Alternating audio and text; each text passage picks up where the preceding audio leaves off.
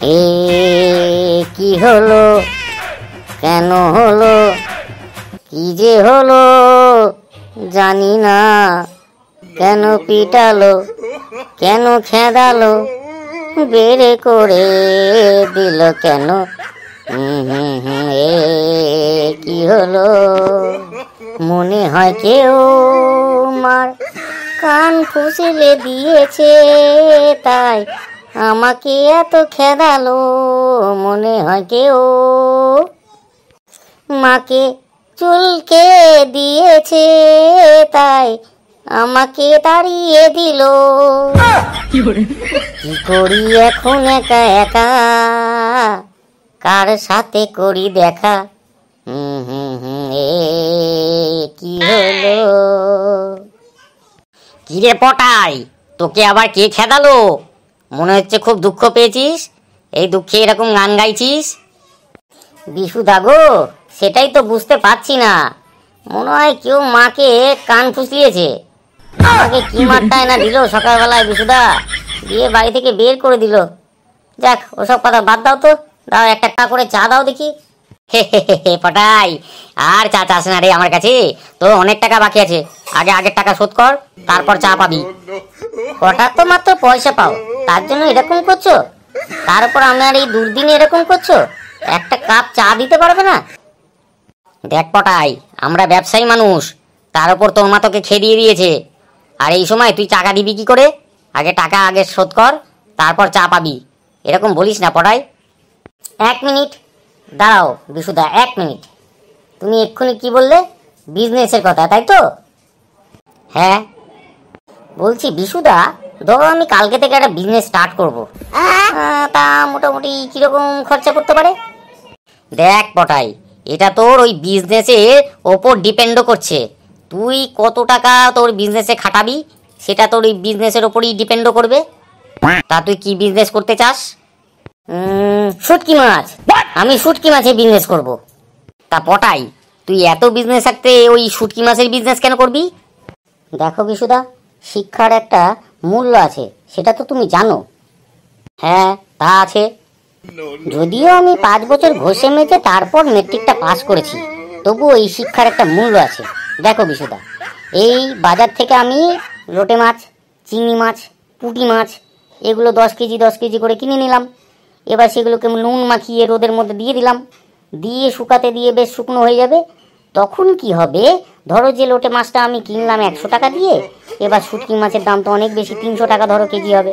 তাহলে আমার কত হিসাবে বেশি পেলাম বলো তো? সত্যি রে পটাই, তোর এলে মাছে মারি। তাহলে তুমিই বলো বিশুদা, বুদ্ধি আর শিক্ষা যদি কারোর মাথায় থাকে, সে কখনো পিছিয়ে পড়তে পারে না? একদম না। এবার আমাকে চট করে বলে দাও তো, লোনটা আমি কোথা থেকে তুলবো আর কি কি ডকুমেন্ট লাগবে? শোন তাহলে পটাই, তোকে আমি অ্যাড্রেসটা দিয়ে দিচ্ছি। সোজা এখান থেকে চলে যাবি চোরপট্টিতে, গিয়ে ওখানে লোককে বলবি যে আমি বিশ্বাসঘাতক বাজারে যাব। ওই বিশ্বাসঘাতক বাজারে ঢুকতেই ঠিক তার আগে বাঁ দিকে দেখবি একটা ব্যাংক রয়েছে, বড় করে লেখা আছে কুলু কুলু ব্যাংক। ওই ব্যাংকে সকাল 10টার মধ্যেই চলে যাবি, ম্যানেজার থাকে, তার সাথে একটা ইন্টারভিউ দিয়ে দিবি, দেখবি চট করে থেকে 50,000 টাকা দিয়ে দেবে।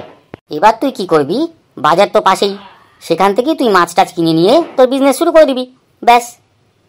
ওহ, কি বলে ধন্যবাদ দেবো তোমাকে আমি বিশুদা। ঠিক আছে, আজকে আমি আসি তাহলে, কালকে সকাল 10টার মধ্যে আমি ওই ব্যাংকে চলে যাব। কিন্তু পটাই, তুই আজকে রাত্রে থাকবি কোথায়? চেঙ্গুদার বাড়িতে গো, চেঙ্গুদার বাড়িতে। চেঙ্গুদার সাথে আমার কথা হয়ে গেছে, ওখানে খাবো, খেয়ে রাত্রেরটা থেকে সকালবেলায় চলে যাবো ইন্টারভিউ দিতে। তাহলে বিশুদা, তোমার আর টাকা পয়সা নিয়ে চিন্তা করতে হবে না, বুঝলে? এই বিজনেস লোনটা যদি পেয়ে যায় না, আর বিজনেসটাকে দাঁড় করিয়ে তোমার সব টাকা আমি মিটিয়ে দেবো। চলো বিশুদা, আজকে তাহলে চললাম, গুড নাইট।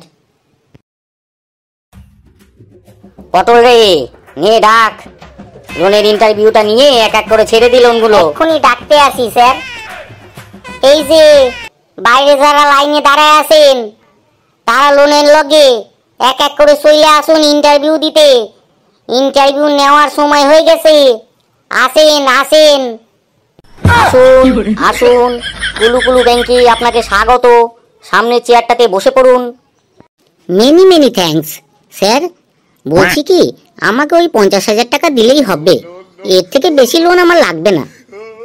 সে তো অবশ্যই দেব, কিন্তু আমাদের এখানে কিছু ক্রাইটেরিয়া আছে। মানে এখানে একটা ছোট্টখাট্ট ইন্টারভিউ নেবো আপনার। সেই ইন্টারভিউতে যদি আপনি পাসটা করে যান, তাহলে আজকেই 50,000 টাকা চেকটা তোমার ব্যাংকে ট্রান্সফার করে দেবো। নিন স্যার, তাড়াতাড়ি নিয়ে নিন। ডকুমেন্টসগুলো তো আপনাকে আগেই দিয়ে দিয়েছি। এবার আপনি যদি কিছু কোশ্চেন করার থেকে করে ফেলুন, আমি চটপট উত্তর দিয়ে টাকাটা হাতে পেয়ে আমার বিজনেসটা শুরু করতে পারি। বাহ, খুব ভালো। এবার তাহলে ইন্টারভিউটা আমি শুরু করি। আর একটা কথা আমি বলে রাখি, আমি যখন যা কোশ্চেন করব তার টু দি পয়েন্ট অ্যান্সার দেবেন, ঠিক আছে? একদম ঠিক আছে স্যার, আপনি যা কোশ্চেন করবেন তার টু দি পয়েন্ট অ্যান্সার দেবো। নিন, কোশ্চেনটা করুন। ঠিক আছে। এখানে আপনার আধার, প্যান এই দুটো দেওয়া আছে। তাই এবার আপনাকে যে কোশ্চেনটা করছি সেটার উত্তরটা আগে দেন। সেটা হচ্ছে গিয়ে আপনি গরু ছাগল না মানুষ? আমাকে কি দেখে আপনার গরু ছাগল মনে হচ্ছে? এই যে দেখলেন তো, সেই ভুল করলেন। আমি বারবার বলেছি টু দি পয়েন্ট উত্তর, মানে আপনি যেটা আপনি সেটাই বলবেন। আমি আর বারবার বলবো না।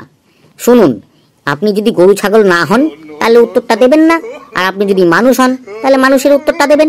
বোঝা গেল? হ্যাঁ স্যার, এবার আমি বুঝে গেছি। তাহলে এবার বলে ফেলুন, আপনি কি গরু ছাগল না মানুষ? আজ্ঞে, আমি মানুষ। দেখেন স্যার, দেখেন কি সুন্দর উত্তরটা দিল, দেখেন।